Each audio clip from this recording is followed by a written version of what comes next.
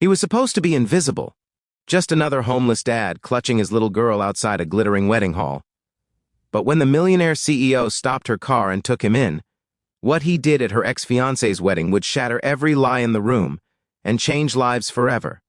If you believe kindness can flip destiny in a single moment, smash the like button and subscribe to Stories of Kindness right now, because this story will stay with you long after the last word.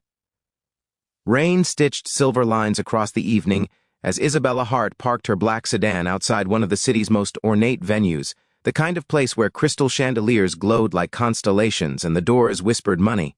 She wasn't dressed for celebration, not really. Her tailored slate blue gown had the quiet authority of someone who ran a billion-dollar company, but her eyes carried the storm of a woman about to watch the love of her life marry another.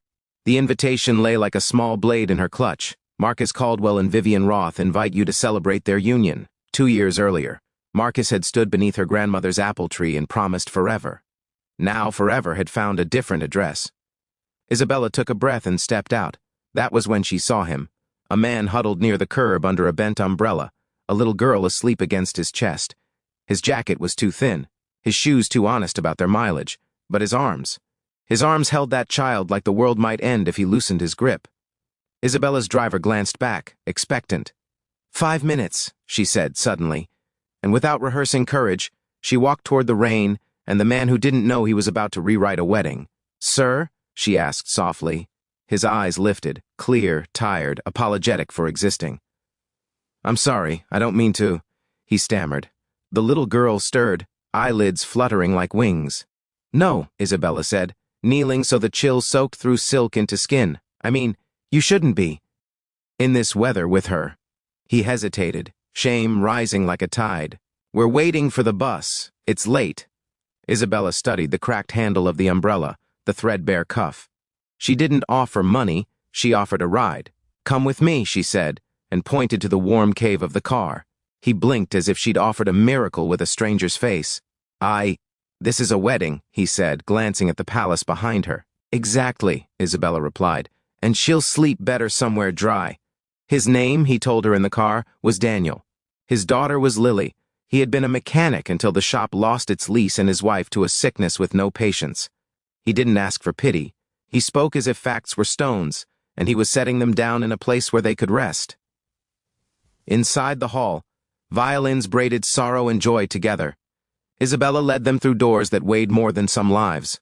Heads turned. Whispers practiced new shapes. A homeless man and a child at a society wedding were unscripted. Isabella ignored everything but Lily's breathing against Daniel's collarbone.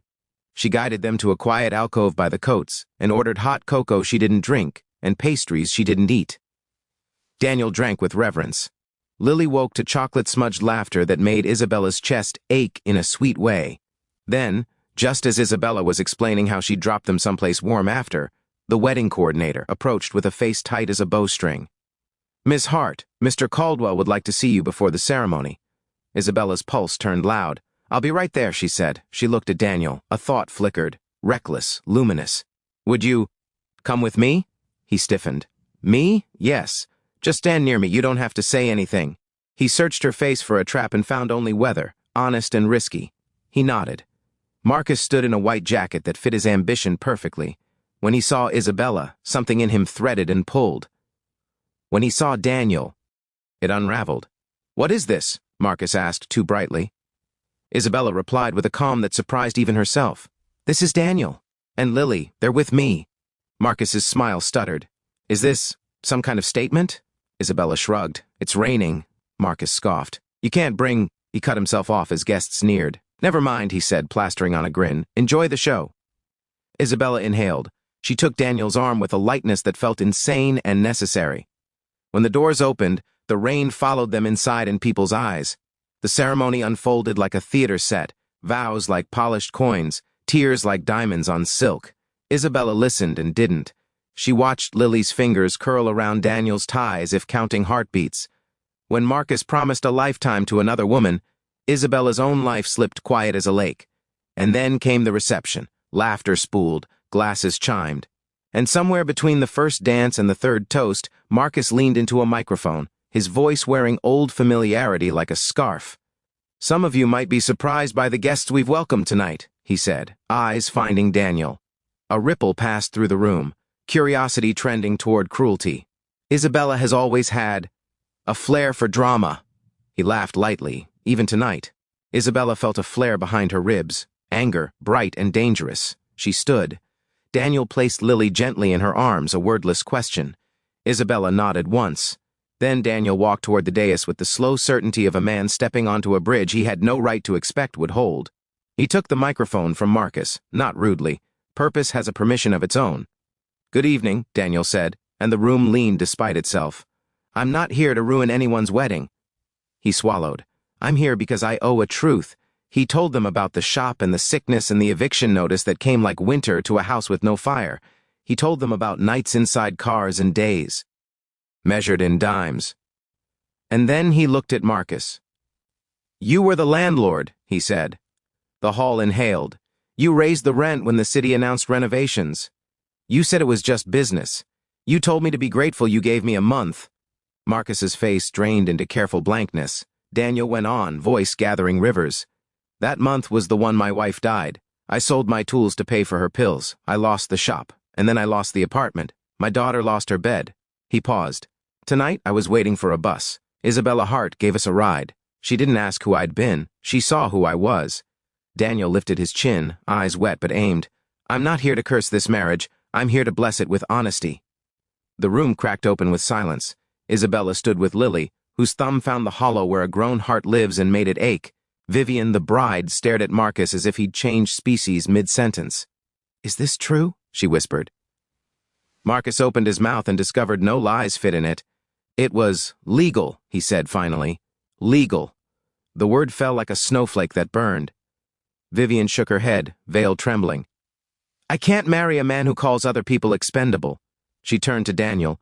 "I'm so sorry." Then to Isabella, "I didn't know." Isabella stepped forward, Lily in her arms like a small judge in a pink dress. "I know," Isabella answered. "And now you do." Vivian removed her ring. It made the softest sound when it met the table, like the first drop in a storm. Chaos tried to enter, but Daniel closed the door in its face with grace. "If there's a villain in this story," he said, "I don't wear his face. Don't make one for sport." He stepped back to Isabella, who handed Lily to him like a benediction. The guests, found their throats. Some cried, some apologized to the air. One old woman pressed a folded check into Daniel's palm and asked forgiveness for not seeing sooner. Isabella felt her life pivot, not with pain but with purpose. She took the microphone. "Tonight was supposed to be a performance," she said quietly. Instead, it became a confession. She looked at Daniel. "I invited you because kindness doesn't ask for credentials." She looked at Vivian. "I'm sorry for your hurt." She looked at Marcus and said nothing more, because silence is the only thing that fits a man who sold a family and bought flowers. By the end of the evening, the cake sat untouched like a lesson. People left without pretending they had not been changed. Isabella arranged a taxi for Vivian to a friend's house and hugged her like a woman who understood earthquakes. Then she knelt before Daniel and Lily. "Come home with me," she said. He startled. "I couldn't." "You can," she insisted. "Just for tonight." He nodded into his knuckles. Weeks later, the city learned new rumors. Of a CEO who had bought the shop and returned it to the man who'd bled inside its walls, of scholarships created without press releases, of an eviction policy rewritten and signed with an apology. Daniel fixed engines again, hands remembering themselves. Lily slept in a bed that listened when she told its secrets. And Isabella learned that love is not a promise whispered under apple trees. It is a decision made in rain with a stranger's child in your arms. On a spring evening not long after, Daniel closed the garage and found Isabella leaning against her car, hair catching sunset like it was trying to keep it. He laughed softly. "You know you don't have to bring cocoa every time." She shrugged. "Now it's legal." He looked at her the way a man looks at a horizon after storms teach him to measure sky. "I don't know what to call what you did," he said. She thought, then answered, "Tuesday." He smiled until it showed in all the places pain had lived. And somewhere, a woman in a quiet apartment opened a box with no ring inside and thanked the universe for not making her a bride to a lie. Somewhere else, a man counted the cost of a wedding in the currency of a life and came up bankrupt. And in a small apartment filled with cocoa, steam, and engine oil, a girl dreamed of umbrellas that didn't break. If this story moved you, if you felt the rain, the truth, the quiet courage, Please like this video and subscribe to Stories of Kindness. Every click tells the world that compassion still makes better headlines.